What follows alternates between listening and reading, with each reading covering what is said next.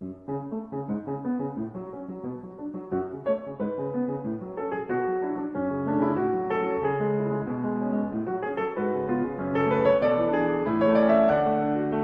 allons vous présenter un court extrait des émissions télévisées récentes consacrées aux cannes blanches électroniques. D'espoir maintenant pour venir en aide aux non-voyants, une canne blanche, disons, électronique. C'est l'association du Lions Club qui a permis le financement, la réalisation de cette expérience. La canne blanche émet des sons qui correspondent aux obstacles qui vont se trouver sur la route du non-voyant. Regardez. Formation aux cannes blanches électroniques. Le maniement de la canne blanche est la base de la mobilité pour un déficient visuel. Elle protège la personne des obstacles au sol en les heurtant avant le corps. La canne ne permet cependant pas d'anticiper l'obstacle et ne protège pas la tête dans un certain nombre de configurations dangereuses. Panneaux en hauteur, branches d'arbres, camions, etc. L'appareil d'initiation est le tome-pouce qui signale la présence des obstacles par des vibrations. Le tout premier exercice, après bien entendu évaluation des aptitudes de canne blanche, consiste à sentir à distance la présence du mur sur le côté et à suivre sa courbure.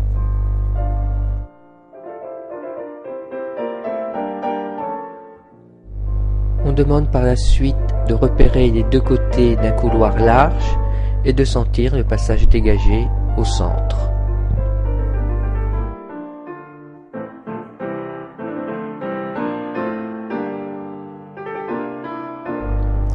Puis de s'arrêter lorsqu'un obstacle est détecté et de chercher la voie de passage.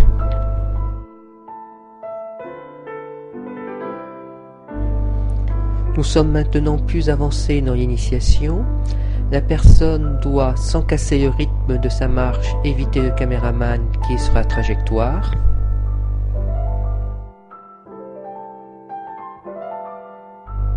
Vous remarquerez que dans les exercices débutants, on demande parfois de tenir la canne à deux mains.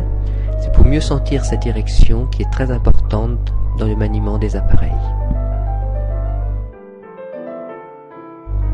À ce stade, il faut savoir prendre en compte le comportement des passants et notamment savoir ralentir pour leur laisser le temps de s'écarter.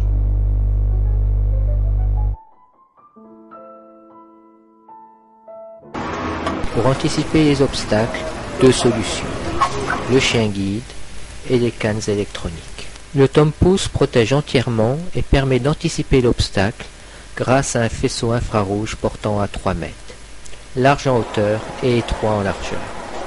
L'utilisateur perçoit des vibrations. Le déficient visuel peut alors avoir une démarche fluide, confortable et mieux sécurisée.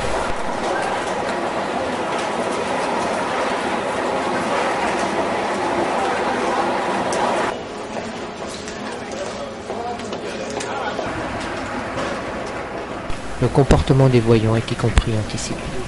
Les appareils précédents permettent d'éviter les obstacles. Pour trouver son chemin en milieu inconnu, l'aide est constituée du GPS, fournissant cap et distance au point d'arrivée par rapport à sa direction de marche.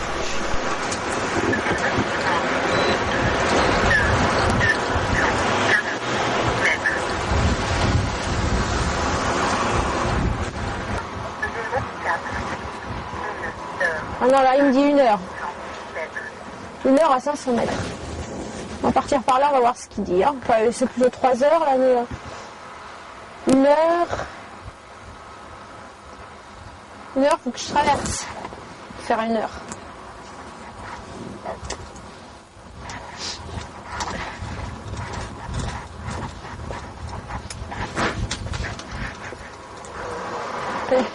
C'est quoi, c'est encore un bout de route, ça ?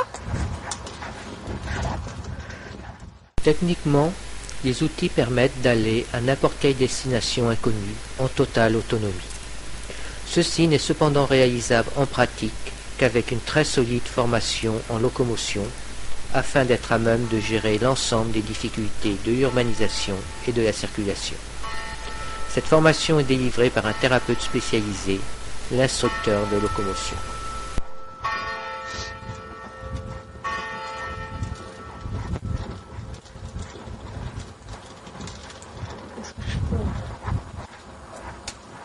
Ouais, ça va être gadouillou, mais bon.